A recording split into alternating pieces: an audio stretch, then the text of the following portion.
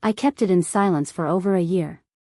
My brother was supposed to marry the perfect girl until I accidentally saw her kissing my brother passionately. A gorgeous wedding was to take place in 3 weeks, but I decided that no one has the right to start a life together with a lie. I intervened. And it didn't just ruin the wedding. My name is Emily.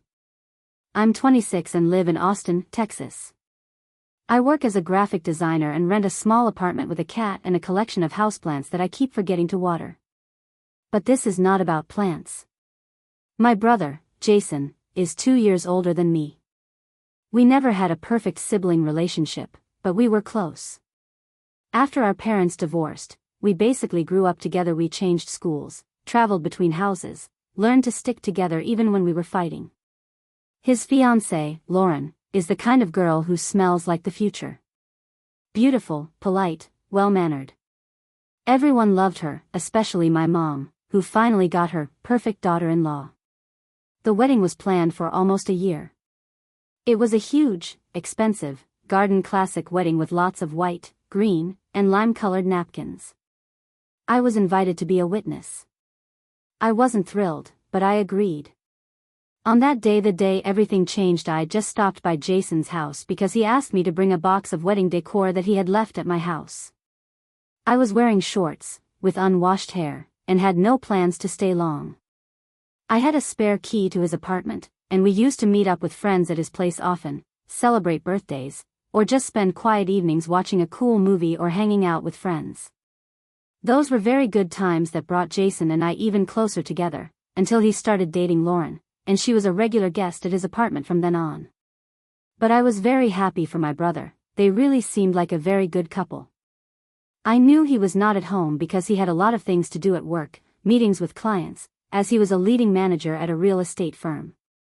He had a lot of things to do in the last few weeks, and he wanted to get them done before the wedding, as he and Lauren were planning a honeymoon in Florida on the ocean. And then there were the wedding preparations, which also took a lot of time. So many things that Jason didn't get around to. He asked me for help, and I had no choice but to help my brother organize the happiest day of his life. I walked into the kitchen, put the box down, and was on my way out when I saw a pair of shoes that looked like Lauren's at the front door. I wanted to call out to her from the living room, but suddenly I heard laughter. And I realized that she was not alone. I knew that voice. It belonged to my best friend, Alex. And then I heard her voice, too gentle, playful. "Just don't kiss me here, it's too risky," she whispered, laughing. I froze. The skin on my back felt like ice. I was magnetically drawn to the living room door, cautiously peeked in, and saw something that would shatter everything I knew. Alex was standing so close to Lauren that only a needle could pass between them. She was looking at him the way no bride should look at anyone but her groom. They kissed. It was not a casual kiss. It was something that had already been going on. Their bodies knew each other. It was the kiss of those who crossed the line not for the first time. I stepped back, like in a movie, when someone walks away in a shocked stupor. No one noticed me. I left as quietly as I had entered, but my heart was beating so fast that I was afraid it would explode. I got into the car, looked in the rearview mirror and said out loud, "You just saw your future daughter-in-law cheating on your brother with your best friend. What the hell are you going to do about it?" I drove home, I don't even remember how. I guess I was on autopilot. My head was a white void. Silence. Only my heart was still pounding like a drum in a horror movie. I sat down on the floor in the living room, next to the cat, who immediately laid down on top of me. Alex. My best friend. Why him? Why is everything so complicated? Why does it hurt so much? Could it be that I had more than just friendship feelings for him? So many years of loyal friendship were suddenly erased in a few minutes. I couldn't figure out what was harder for me to accept and realize, that Lauren cheated on my brother right before the wedding, or that it was with my best friend, whom I had known for years. From the day we met to the day we were married, we hardly ever parted. Movies, takeout, parties, talking until the wee hours of the night. He knew everything about me, my fears, who I hated, and how many times I changed my career path. And most importantly, he knew how important my brother was to me. Jason was my rock, especially after my mom remarried and moved to Arizona. He was always there for me when I was abandoned, when I failed, when I thought no one needed me. Alex knew all about it. So when I saw him, my Alex, kissing my brother's fiancée, it was a double betrayal. How could he? And how long had it been going on? I replayed every meeting with Lauren in my head. I remembered her looks, her laugh, her sudden jokes about her friendship with Alex, which seemed innocent at the time. But now they didn't. I wanted to write to him. To write something like, "Are you serious?" or "Aren't you ashamed?" But my fingers did not obey. I couldn't sleep for a long time. I kept thinking the same thing, should I tell Jason or not? I know what most people would say, of course, tell him. But when it's your family, and when things are so complicated, nothing seems simple.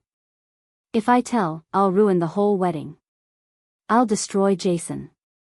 He loves her. They've been planning this wedding for a year. And he's not the forgiving type. It would break his heart. He had a very hard time with his parents' divorce. He didn't talk to his father for 2 years because he broke up the family and left us. And if I didn't tell him, it would be even worse. I would know. And every time I see them together, I will remember this scene. Her arms around his neck. His smile after the kiss. It will kill me slowly. I remembered what Alex had once said to me. I will always have your back. Even if the whole world is against you, I'll be there for you. It's funny, isn't it? Now he's the one I have to hide from. The next day I woke up at 7. I knew I couldn't go on without talking to someone. But with whom? I called one person. Not a friend. Not my mom. But my therapist. We arranged an emergency session. And at that moment I knew, I was on the verge of something big. And this choice, to tell the truth or to keep silent, would change everything. The office was simple, cream walls, wooden floor, soft gray sofa and 2 potted ficuses. There were books on the shelf that I didn't have time to look at. On the table was a box of tissues as a reminder that there was no shame in crying.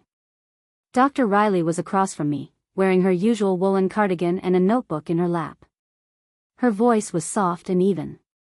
Calm, even when I felt like I was torn in half. "Do you want to start with why you asked for an emergency session?" she asked. I nodded. And was silent for a few more seconds. Then I gathered myself and told her everything that had happened in the last few days. I spoke quickly, as if I wanted to spew it all out at once so that I wouldn't feel the pain of every word. I have the truth. But the truth is an explosive. And it is in my hands. And I don't know where to throw it. Or if I should throw it at all. Dr. Riley put down her pen. "What scares you most about telling your brother the truth?" "That he'll break down. That I'll break his heart. That I'll ruin his day. His dream. That he'll never forgive me. And if you don't? I'll know. I'll carry it inside me. And every time I see them together, I'll feel like a liar." I clenched my fingers so tightly that my nails dug into my palms. I feel like I'm either going to drown in guilt or burn everyone around me. Silence. She asked. "Why do you have to make this decision?" I smiled, without joy. "Because I'm the only one who knows. Because it's like finding a bomb under the floor and deciding whether to tell the others or pretend it's not there." Dr. Riley leaned forward. "You didn't choose this situation. But now the choice is yours." "That's true. And it is a difficult choice. But the question is, what price are you willing to pay, and for what?" I looked at her. For the first time, I felt these words sink deeper. I don't want to be a heroine who saved everyone. I want him to be happy. Even if the price of happiness is a lie. "But is happiness based on a lie happiness?" she asked. I was pierced.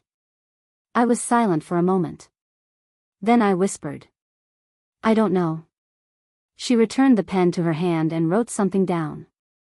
Then she said. Your pain is real. But even more real is your desire to do the right thing. Sometimes we cannot save others. But we can save ourselves from complicity in something that contradicts our values. I looked out the window. At the trees swaying in the wind.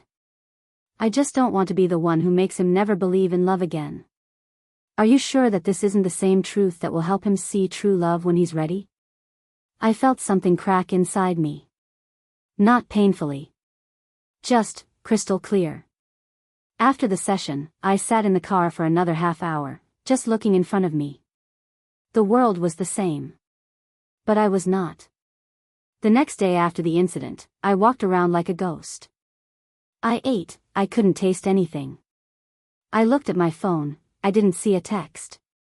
The main question remained the same, to tell or not to tell. I couldn't decide for a long time. Then I dialed Jason. Can we meet tonight? There's something important that I don't want to put in a text. Okay. Come by after 8, I can't do it any earlier. Then I asked him if his fiancée was planning to visit him in the evening, to which he denied and assured me that I could come and even stay with him overnight, like in the old days. I prepared myself mentally, as if for an operation. I repeated the phrases in my head 10 times. It's not your fault. I just want you to know. I couldn't keep quiet. When I came, he looked normal. He even smiled. We sat down on the couch, and I immediately told him everything. Briefly, directly, without wrapping it up. The smile disappeared from his face. He was silent for a long time. Are you sure? He asked, not looking at me. Unfortunately, yes. And again, silence. But not aggressive. Not panicked. Rather, it was deeply thoughtful. He stood up, poured himself some whiskey, took a sip. Okay. Thank you for telling me. But please, don't tell anyone. Not yet. I have to decide for myself what to do with this. Okay? Okay, I replied, but my insides were tight. That evening I finally returned home. As I walked to the car, I realized that I had left something more than just words. I had left him a delayed explosive. But the strangest thing was that nothing had changed. The following days went as planned. Wedding rehearsals. Choosing the menu. Test tasting cakes. Jason joked around, hugged Lauren, helped his father move tables as if nothing had happened. And Lauren, she didn't suspect anything either. She didn't look nervous. She didn't ask me anything. She still called me future sister, even sent me a funny TikTok of a girl screaming at a wedding fitting. It was like nothing had happened. I thought maybe Jason had decided to forgive. Or, is he waiting for the right moment? Or is he planning something completely different? Or maybe he didn't believe me at all? Alex, he didn't say anything either. He didn't text. Didn't call. It was like he'd vanished. I didn't know what to think. My mom didn't suspect anything either. She lived in her wedding space, constantly saying things like, Lauren is a gift from heaven. Your brother is so happy. And every time I heard this, everything inside me would shrink. I didn't know how much longer I could hold it in. A week passed after that conversation. A week where I woke up every morning with a question. What now? Jason was perfectly calm. He was rehearsing, meeting with his family, and taking care of the last organizational details. Not a hint that he knew about the betrayal. Lauren was as smiling as ever, gentle, enthusiastic about her plans for the future. It was scary. A real storm always begins with ominous silence. And then Alex appeared. One evening I came home from work and saw his car in front of my house. He was sitting on the hood, just like he used to do when he was waiting for me after lectures. Only then it was cute. Now it wasn't. I got out of the car and looked at him. Are you even normal? What are you doing here? I spat out. He shrugged his shoulders. I need to talk. You don't need to talk. I wanted to walk around him, but he stood in front of me. Give me 5 minutes. Please. He looked confused. This made me even angrier. I waved my hand. 5 minutes. We got into the car because it was getting dark outside. I sat as far away from him as possible. I don't know what you saw that day, he said, but it was a mistake. I realized that you went to Jason's apartment that day. You were the one who brought the box with the wedding decor. You're the one who has the keys to your brother's apartment, he began, and now you're ignoring me, you're not answering my calls. I laughed. Bitterly. It's a mistake to forget someone's birthday. What you did was a betrayal. He grimaced. Lauren, she provoked me. It didn't mean anything. I swear to you, it was a one-time thing. And how is that supposed to help Jason? I asked. He lowered his head. I didn't want to betray him. I didn't mean to lie to you either. It just happened. And now I want to take it all back. Take it back? I stared at him. You can't just hit the undo button. I got out of the car, slamming the door so hard it rattled. He remained sitting there. I sat in the kitchen, holding a cup of cooled tea, and thought about him. About how it all started. The flashback. College. Second period on Friday. I'm standing by the coffee vending machine, and next to me is a guy in a crumpled sweatshirt, looking at his phone and bumping his shoulder into the wall. I laugh. He laughs, too. The first seconds of meeting are so imperfect that they become perfect. That was Alex. The first one to help me in my first sessions. The first one who taught me that Mexican food is not so bad if you are hungry. The first person to say, I like your style. You're not like anyone else here. We went on many short trips together. To the lake, to the mountains, even once to Mexico, for cheap tickets and adventure. Nights in the car, coffee at gas stations, wet sneakers after the rain, conversations about topics I had never talked about even with my brother. There were moments when I thought, are we a couple? Or just very close friends? But then he always said something that put everything in its place. For example, Emily, you are like a second soul to me. Like my own person. Without all that love shit. You're not a girl. You're a rear guard. I know now that this was not true. I was his backup until he decided to stab me in the back. I remembered the day he first saw Lauren. We were at a bar, celebrating Jason's birthday. He looked at her and whispered to me quietly. Wow.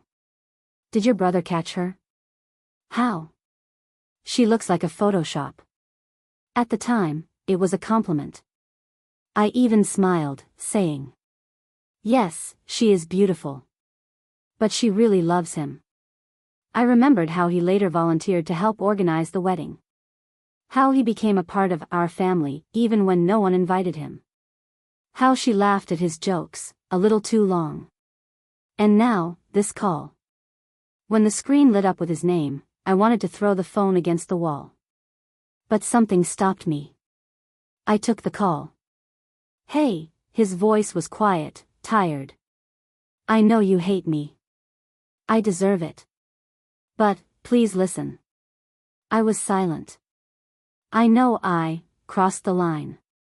But I want to tell Jason myself. He deserves to hear it from me. It's too late, Alex, I said coldly. It's not your decision anymore. I know that sounds like an excuse.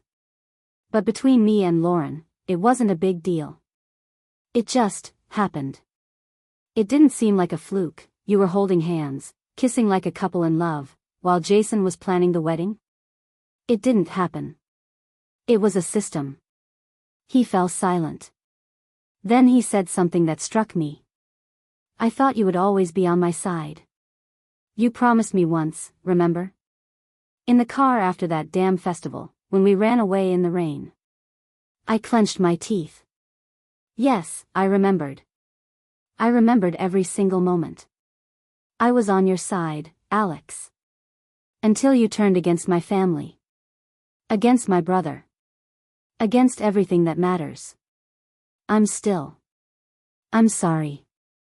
I lost everything. And you, too. You didn't lose because you were exposed, you lost because you betrayed. And no, I'm not going to let you talk to him. Because he does not deserve to hear this from a person who positioned himself as a friend, as a family friend. He deserves silence. And honesty. Emily, please. Goodbye, Alex. I pressed end call, and for a few seconds the world went silent. I sat in the kitchen for a long time. Even the tea, which had already cooled down, seemed warmer than anything that Alex and I had left. Some connections do not die immediately. They are torn apart, nerve by nerve, memory by memory. And that's why it hurts so much. In the days that followed, Alex continued to write me messages again, long, apologetic ones, with promises to fix everything, to explain everything. I didn't answer. And despite the fact that everything looked calm on the surface, I knew that something was up. Because Jason couldn't just swallow it all. Because Alex couldn't just disappear without a trace. It was the silence before the explosion.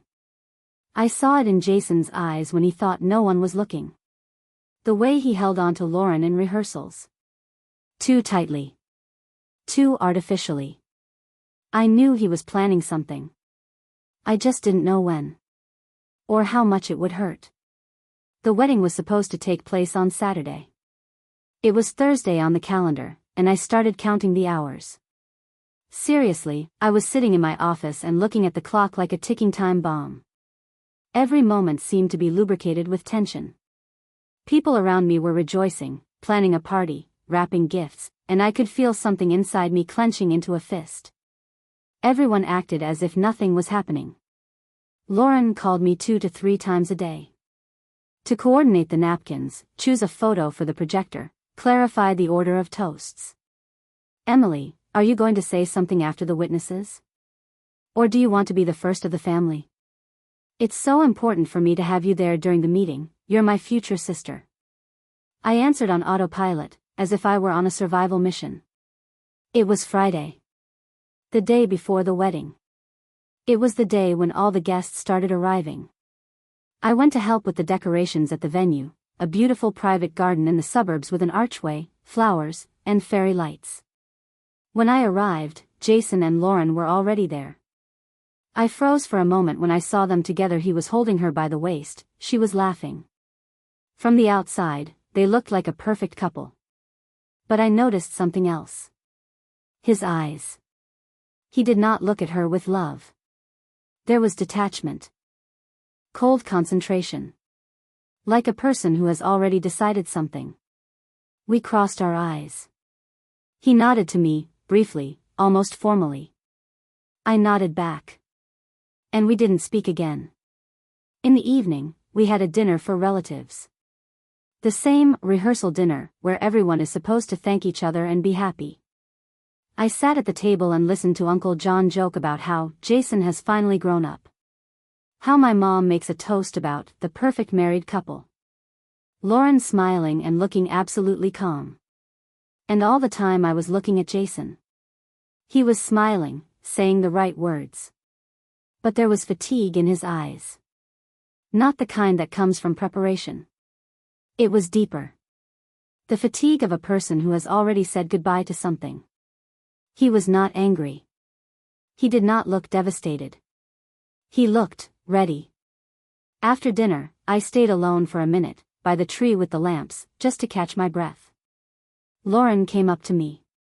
You know, I'm happy we became friends, she said, hugging me. You're closer to me than my own sister. I almost flinched. Thank you, I said, I hope you and Jason are happy. She smiled. We will be, she said. If nothing goes wrong. I didn't know what she meant by that. Maybe just the phrase, on automatic. But it made me clench my hands nervously in my pockets. I went home with only one thought. He will answer. And I didn't know how exactly he would do it. But I knew he would. Jason is not someone who does things by halves.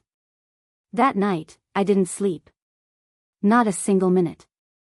I lay in bed, staring at the ceiling, listening to the noise of the air conditioner, the shadows of the headlights on the walls, and I couldn't turn my brain off. The same thought kept running through my head. What if he had forgiven me? Maybe Jason had decided that love was more important than anything. That Lauren was the one, and it wasn't worth ruining everything because of one kiss. Maybe he loves her so much that he's willing to just close his eyes. And even worse, I couldn't shake the thought. What if he just didn't believe me? Maybe he thought I was exaggerating. That I had misunderstood something. That I was imagining things. That it was just jealousy, a fantasy, a far-fetched drama. I started to feel sick at the thought. I remembered how he looked at me that night. As if everything was normal. As if nothing had happened. What if it really was nothing for him? I couldn't leave it unanswered. I couldn't just come to the wedding and expect him to, maybe, do something. I wanted to know what was going on in his head. It was about 1 a.m. when I made up my mind. I opened my phone, opened his chat and wrote. Hey. I know it's late. But I just wanted to know if you're okay. I looked at the screen. And, against all odds, I didn't expect a response right away. But it came 2 minutes later. Yes, everything is fine. Tomorrow is a big day. Instead of calming me down, this message only added fuel to the fire. Tomorrow is an important day. What did that mean? An important day because he had forgiven everything and was getting married? Or is it an important day because he has prepared something? Something that no one knows about? I lay there holding the phone and felt a chill run through my body. The message was too neutral, too controlled. No, don't worry, no, thanks for telling me, no, everything will be fine. Just, tomorrow is an important day. I couldn't sleep that night. I ran hundreds of scenarios in my head. He won't say anything. Everything will be quiet, calm, without a scandal. Just a new family, a new life. And only I would know the truth. He's going to break the ceremony. Right in front of everyone. He'll say something subtle, very publicly, so that everyone will understand, but no one will be able to ask directly. Or, he will disappear. He will simply disappear. And leave everyone with emptiness. I watched the sky outside the window slowly brighten. The wedding is today. And no one knew what awaited them in a few hours. Except maybe Jason. And only he knew what kind of important day it would be. I woke up at 6 a.m, although it would be more accurate to say that I didn't sleep at all. I felt as if I had been run over by a train. My body was heavy, my mind was foggy, and my stomach was upside down. I sat on the edge of the bed, looking at the floor and couldn't believe that this was the day. The day everyone was waiting for. The day I had been dreading like a death sentence. I forced myself to take a shower. The water was hot, burning my skin, but I barely felt it. I stood under the stream and did not move. There was only one thought in my head. Let it be over already. Then there was the dress, a light blue one that I had chosen a few months ago, when everything looked different. Then came the makeup. A professional makeup artist diligently painted my eyes, glued on eyelashes, and told me something about the latest fashion trends. And I was sitting there like a doll that had long ago surrendered its soul. I looked at myself in the mirror and did not recognize my reflection. This is how a person who knew the truth, which no one else knew, looked like. A person who carried a deadly secret in a crowd of people with glasses of champagne. Before going to the wedding venue, I stopped by my mom's house.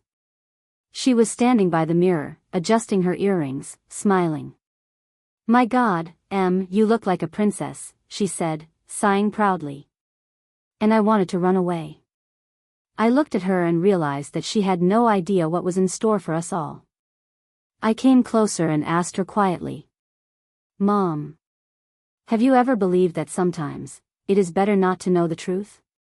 She looked at me over her shoulder in surprise. "What kind of question is that?" I sat down on the edge of the bed. "Well, Is the truth always worth telling? Are there times when it's better to keep a lie for the sake of someone? If, for example, you love someone very much. Mom thought about it. Then she said, I think the truth is always the truth. But sometimes love is stronger than anything. And if a person really loves you, they can forgive even the worst. Because love is not always about perfection. It's about choices. She smiled and touched my shoulder gently. But remember, Emily, even love can't always restore trust. Sometimes things are broken forever. I nodded. And in that moment, I realized that no matter what happened today, our lives would never be the same. When we arrived at the location, I was instantly stunned by the atmosphere. White silk on the chairs. Crystal glasses glistening in the sun. Rose petals neatly scattered along the path. People were laughing, hugging, taking selfies. The bride, Lauren, looked like her world was perfect. I stood aside and felt like a ghost among the living. I felt sick. Seriously sick. I was physically sick. I was constantly gulping air, hoping that I could hold out. That I could survive these few hours. I was pushed into photos with my family, asked to smile.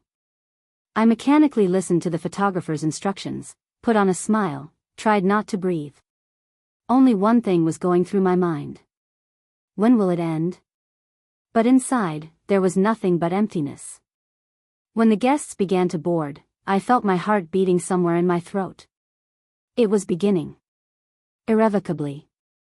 And I knew that no matter what Jason was planning, I would be there. And I would see everything. And I would never be able to forget this day. I sat on the second row among my family under a large archway wrapped in white roses and eucalyptus, and I felt anxiety rising inside me. The air was thick and heavy. It was gentle summer warmth, but I felt like I was suffocating. I was gulping air through my mouth like a fish washed up on the shore. I was surrounded by smiling faces, my mother in a new dress of pale pink, my cousins trying to seat the guests according to the lists. Even my father had come to this important event, though he stood a little aside, watching the preparations. But I could not see anyone's face clearly. Everything seemed to be blurry. I tried to think of something good. About how Jason had once taught me to ride a bike. About how we built blanket huts together when we were 10. But these memories only made my chest tighten. Because I knew that in a few minutes his whole life could be destroyed. And I could be an indirect cause of it. I grabbed a glass of champagne from the waiter's tray, trying to calm down a little. My hands were shaking so much that the drink spilled over the edge. Keep it together, I told myself. Just a little more. Just sit still. You have to be strong. And it was at that moment when I was trying to take a breath and quell my panic that something happened that knocked me out completely. One of the waiters, carrying plates across the hall, inadvertently hit a table near the altar. On this table was a large, luxurious bouquet of white peonies, lilies, and roses, the centerpiece for the bride and groom. I saw everything happen in slow motion. The bouquet swayed.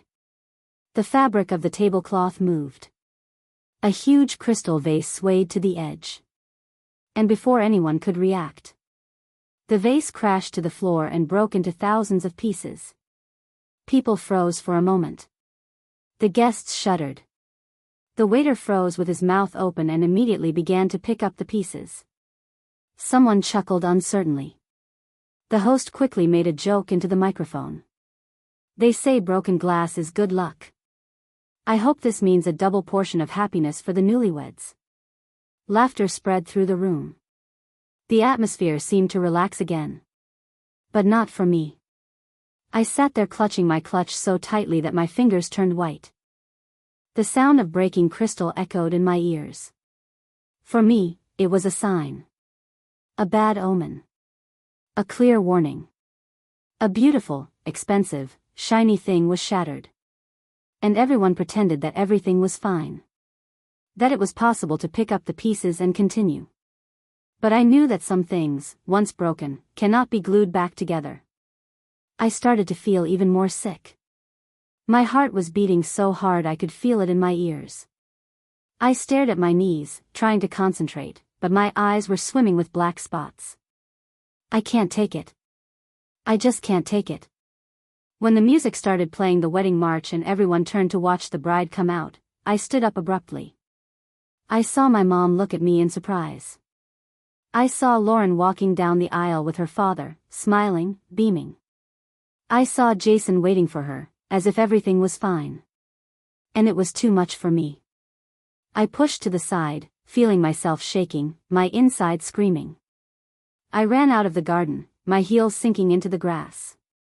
I pulled out my phone and called a taxi with trembling fingers. Tears were already in my eyes as I punched in my address. When the car pulled up, I flew inside and slammed the door. It was only when we drove away from the wedding arch, from the flowers, from the laughter that I allowed myself to break down. I started to cry. A real, heavy cry that tore my chest from the inside. I cried because of everything. Why did I have to see this that day in Jason's apartment? Why couldn't I just walk away and pretend it hadn't happened? Why did my brother's fate now depend on me? Why am I tearing myself apart now, when everything should have been so joyful? I was sitting in the car, clutching my hands to my stomach, because the physical pain of stress had become unbearable. I wish I hadn't seen anything. I wish I had remained in the dark. Because now, whatever happens next, it will be on my conscience. And if the truth ruined his life, I would never forgive myself. But somewhere deep down I knew. The truth always has a price. And I was just beginning to realize how high it could be. The taxi was racing through the streets, and I was sitting in the back seat, clutching my fists to my chest. I was shaking. The world outside the window was blurry, a mixture of lights, trees, and roads. I had to get home. To hide in the apartment. Lock myself in and drown in silence. But every kilometer only made me weaker. I felt like I was suffocating. What if I came home now and was left alone between four walls, would just break down completely. I couldn't lock up all these emotions in a windowless room. At one of the turns, I saw a familiar park. A large, quiet park with wide alleys and old trees that seemed to have seen more pain than any of us. I leaned forward sharply and asked. Please stop here. Near the park. I need to get off. The driver looked in the rearview mirror in surprise, but silently pulled over. I handed him a bill without even waiting for change and got out. The door closed behind me with a dull thud. Only then did I take a deep breath. The air was moist after the recent watering of the lawns. It smelled of grass, wet earth, and something tart, like smoke from distant fires. I walked down the alley. Slowly. Without a goal. Without direction. Just walking.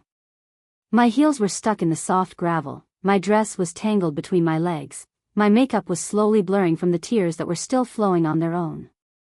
And I was thinking. I had to breathe. I had to let it all go. But every step I took only added more pain to my soul. I imagined the wedding arch now. All the guests. My mom fixing her earring. My uncle, who will be singing drunk again. And Jason, who was either waiting for Lauren or already. I didn't know what was happening there, a few miles away. And it was killing me even more. I sat down on a bench under a large oak tree. I closed my eyes and began to pray quietly, almost imperceptibly. Please. Let everything be as it should be. Let the truth find its way. Even if it hurts. Even if I get lost along the way. A moment later, I heard a sound. Children were playing nearby. Some were laughing. Someone was banging a ball on the asphalt. Life went on. In a world where someone had just lost everything, someone else had just won at hide and seek. It seemed so cruel to me. I sat there for a long time. I felt the energy slowly leaving me. How I was turning into an empty shell. And at some point I realized. I'm not only afraid for Jason. I'm afraid for myself. For who I will become after this. That I will never be able to believe that love is something sacred again. I pull out my phone. The screen glows with new messages. From friends, from relatives, from my mom. Where are you? Is everything okay? The ceremony has already started, we're looking for you. I don't open them. I couldn't. Because I knew that right now, at this very moment, everything was coming to a climax. To the moment when one truth will erase hundreds of beautiful lies. I was sitting on a park bench, looking at the black evening sky and feeling something sinking inside me. The phone in my hand continued to glow with notifications. The vibration reminded me every minute of everything I was running away from. Where are you? Is everything okay? They're looking for you. This is Jason's biggest day. Each message hit my chest like a small hammer. But I couldn't answer. I couldn't explain. I couldn't be a part of this day anymore. I looked at the screen one last time. I swiped down, closing all the notifications. And slowly pressed power off. The screen went off. The noise around me faded away with it. I was left alone with myself, my guilt, and my pain. I got up from the bench.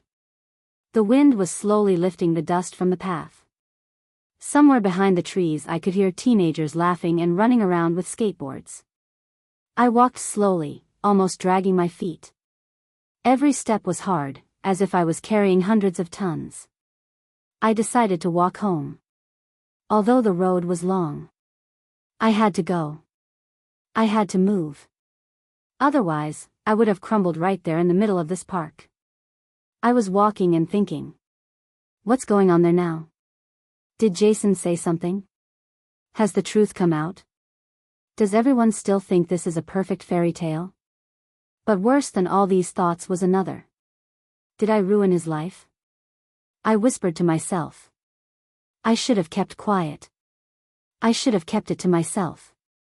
I should have protected him from this pain. But at the same time, another part of me whispered back. You should have been honest. Because the truth matters. Because love should not be built on lies. Every step sounded like a hammer in my ears.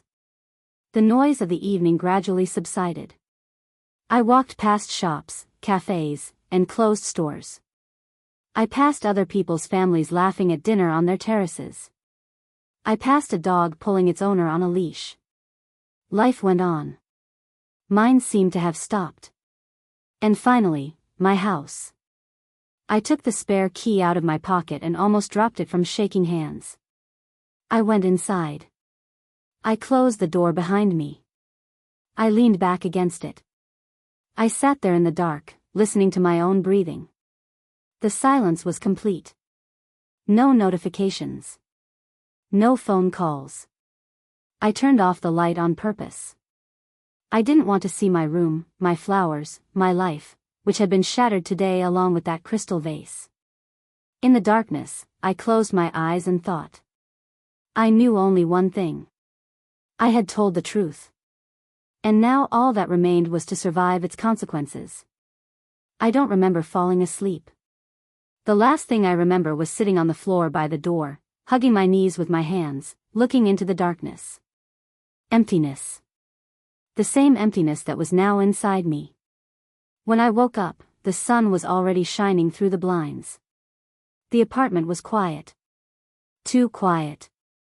I stood up, barely able to move my legs. I felt as if my body had turned to stone. In the bathroom, I looked in the mirror and barely recognized myself. My eyes were red, my hair was tousled, and my makeup was smeared. This is what people look like when they see someone's fairy tale falling apart, I thought. I wandered around the apartment for a few minutes, not even knowing what to do. Should I make coffee? Should I take a shower? Hide under the covers and pretend that this day didn't exist? But then I saw my phone on the nightstand. It was lying there, dead. No lights, no vibrations. As if it too was tired of everything. I slowly picked it up. I pressed the power button. The screen came to life. The first few seconds, and an avalanche hit me. Messages. Messages. Messages. More than 24 unread messages. In group chats, personal ones. From my mom. From my aunt. From friends. From distant acquaintances. Did you know about this? Oh my God, did you see what happened? This is the most brutal wedding ever. How could Jason do this? Did you know? Tell me you didn't know. I read, and my hands were shaking more and more. What had happened? What had he done? I opened a chat with my mom. Emily, call me back right away. Did you know? He did it. In front of the altar. You knew? I gulped for air. I opened the next message, from my friend Emma, who was also at the wedding.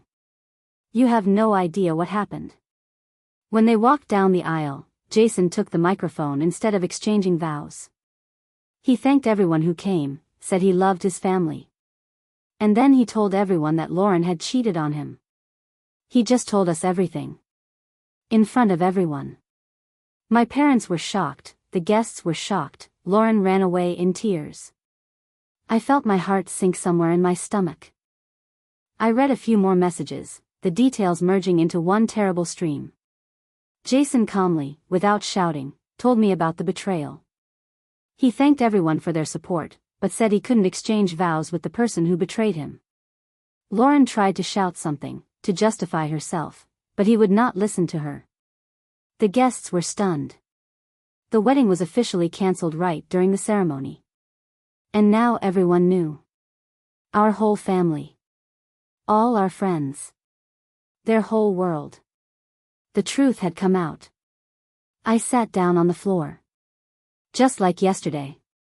I pressed my hands to my head. I didn't know what to feel. Relief? Pain? Pride? Guilt? Everything was mixed into one ball. And then a new message popped up on the screen. It was from Jason. It was short. No words. Thank you for opening my eyes. And I cried again. But this time, they were not tears of fear or guilt. They were tears of heavy, painful, but real relief. After that morning, everything was a blur. I sat on the floor of my apartment and read the message from Jason over and over again. Thank you for opening my eyes. Those words hit harder than any apology. And stronger than any hatred. I finally realized that he knew everything. He himself had reached the point where it was impossible to ignore the truth. A few days later, when the emotions had calmed down a bit, Jason and I met in a small coffee shop on the outskirts of the city. No witnesses. No family. He looked different. Older. Devastated, but also incredibly calm. He was holding a cup of coffee, but he hardly drank it. And then, slowly, he told me the whole story. After I told him about the betrayal, he didn't immediately make scenes. He decided to see for himself. Several times he told Lauren that he was going to work or on business, to the print shop, to the florist, or to meet with the wedding coordinator. In reality, he would leave the car on the next street and follow her. He knew her schedule by heart. And it was during one such trip that he saw something he could never erase from his memory. Lauren and Alex. Together. In the afternoon. In a park a few blocks from home. Not in public, not by chance. They were holding hands. They were hugging. They kissed in a way that friends don't kiss. It wasn't just one kiss in a rush of emotion. It was a relationship. A long one. Conscious. Insidious. Jason told me all this in a quiet voice, without emotion. They were making a fool of me, Emily. And I would have married her. If you hadn't said anything then. I would never have known. I lowered my head. I thought long and hard, he continued, about what the right thing to do was. I could have just cancelled the wedding the day before. I could have disappeared. I could have made a scene face to face. But he didn't want silence. He wanted everyone to know the truth. So that Lauren couldn't pretend to be perfect in front of her family or her friends. So that Alex would never dare to appear in our lives again. So he waited for the ceremony. And when the moment of vows came, he took the microphone and said it all. Calmly. No hysterics. No shouting. Just the truth. Pure, cold, naked. It was hard to watch her still trying to smile. How our relatives applauded, unsuspecting, he said, but I had to. I couldn't marry a lie. I listened to him, and tears slowly rolled down my cheeks. Not from grief. They were from relief. My brother had chosen himself. He chose dignity over betrayal. He chose truth over illusion. After that day, Lauren tried to get in touch. She wrote. She came to his house. But Jason never answered. He locked all the doors. And Alex. Alex was gone. We never saw him again. And no one asked where he was. It was like he was never there. As for his family, not everyone supported Jason right away. Some said that he had humiliated Lauren in public. That he could have solved everything quietly. That he shouldn't have ruined a family holiday like that. But over time, even the most vicious critics realized that a painful truth is better than a beautiful lie. As for me, for a long time I still felt empty. I would wake up at night and think, what if I hadn't entered the apartment that day? What if I hadn't said anything? But then I remembered his eyes that morning when he wrote, "Thank you for opening my eyes." And I realized I had done the right thing. Jason and I became even closer. We now had a connection that went deeper than words. It was a trust that had been forged in the fire. Time heals wounds, but scars remain. And every time I see a couple walking hand in hand down the street, I think, love is not only about romance. It is a choice to be honest. First of all, with yourself. 6 months after the wedding, Jason met another girl. Not as perfect looking as Lauren. But she was real. And for the first time in a long time, I saw light in his eyes. As for me, I learned to live with the fact that the truth sometimes breaks hearts. But the truth also gives you a chance to start over. Without lies. And with hope.